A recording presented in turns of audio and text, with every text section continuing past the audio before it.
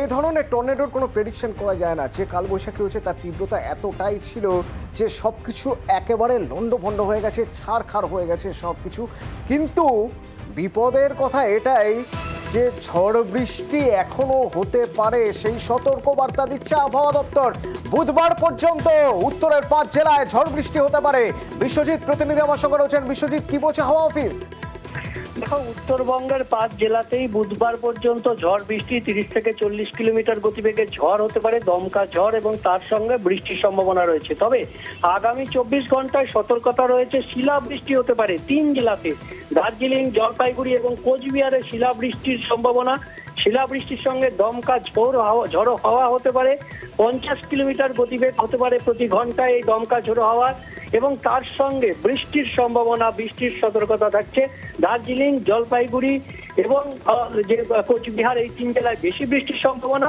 তবে উত্তরবঙ্গের যে 8 জেলা, অর্থাৎ ওপরের দিকের 5 জেলা এবং নিচের দিকের মালদা ও 2 দিনাজপুর, এই 8 জেলাতেই আগামী 24 ঘন্টায় ঝড় বৃষ্টির সম্ভাবনা।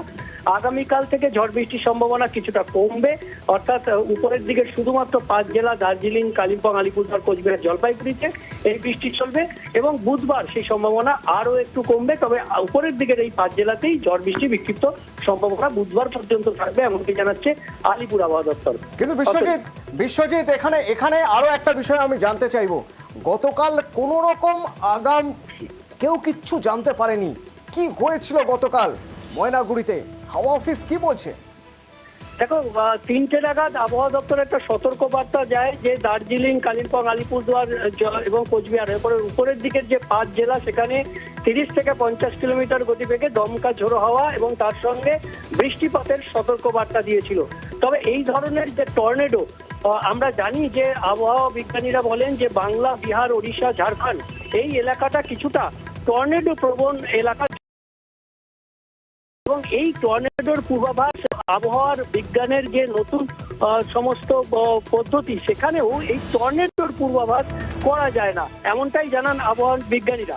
কারণ থান্ডারস্টর্ম বা কালবৈশাখীর যদিও বা একটা পূর্বাভাস বা ঝড় যেটা হয়, সেখানে সাইক্লোন থেকে ঝড় হওয়ার যে মুহূর্ত, অর্থাৎ প্রায় 7 থেকে 10 দিন আগে একটা পূর্বাভাস দেওয়া যায়। কিন্তু এই টর্নেডো ক্ষণস্থায়ী এবং তাপমাত্রার তারতম্যের ক্ষেত্রে এতটা শর্ট টার্মে হয় যে এর পূর্বাভাস ঠিকমতো দেওয়া যায় না। গতকালের যে টর্নেডো ছিল, সেই টর্নেডোর উৎপত্তি স্থল ছিল নেপালে, এবং নেপাল থেকে উত্তরবঙ্গের মধ্যে দিয়ে একেবারে গুয়াহাটি, আসাম পর্যন্ত বিস্তৃতি, এবং এই যে রেখা, এই গতিপথে সব জায়গাতেই এই যে টর্নেডো, সেটা ধ্বংসলীলা চুরি, যেটাকে মিনি টর্নেডো বলা যায়, এমনটাই আবহাওয়া বিজ্ঞানীদের মত। এবং জলপাইগুড়ি, ময়নাগুড়ি এলাকায় এটি স্থায়িত্ব ছিল 3:15 থেকে 3:23, অর্থাৎ 7 মিনিটের এই ধ্বংসলীলা চালিয়েছে, এবং তার যে গতিবেগ, হাওয়ার গতিবেগ 60 থেকে 75 কিলোমিটার প্রতি ঘন্টা এমনটা ছিল, অর্থাৎ খুব বেশি গতিবেগ তা ছিল না। কিন্তু সেখানে যেহেতু বাড়ি ঘরগুলো টিনের বা সেই রকম পাকা বাড়ি সেহেতু ছিল না, তাই ক্ষতির পরিমাণটা অনেকটা বেশি হয়েছে। টিনের চাল উড়ে গিয়ে এই যে মৃত্যু এবং ধ্বংসলীলা বেশি হয়েছে, এমনটাই আবহাওয়া বিজ্ঞানীদের মত। তবে পাকা বাড়ি ওই এলাকায় থাকলে এই ধ্বংসলীলা এতটা হয়তো হতো না, এমনটাই মত তাদের।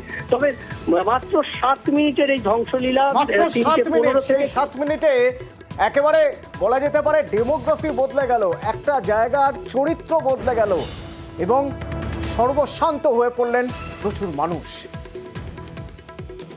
3:15 থেকে 3:23 হাওয়ার গতিটা ম্যাক্সিমাম হয়, এবং এটা হচ্ছে 7 to 8 বোফোর্ট স্কেল, যেটাকে যদি কনভার্ট করলে 60 থেকে 75 কিলোমিটার পার আওয়ার গতিবেগে দেখা যায়। যে যে জায়গাগুলো ক্ষতিগ্রস্ত, সেগুলো হচ্ছে বার্নিশ এরিয়া নিয়ার ময়নাগুড়ি ডিস্ট্রিক্টে খুবই ক্ষতিগ্রস্ত হয়েছে। মোস্ট ডিভাস্টেটেড এরিয়া হচ্ছে বার্নিশ থেকে দেউরিয়া বাড়ি, রাজারহাট।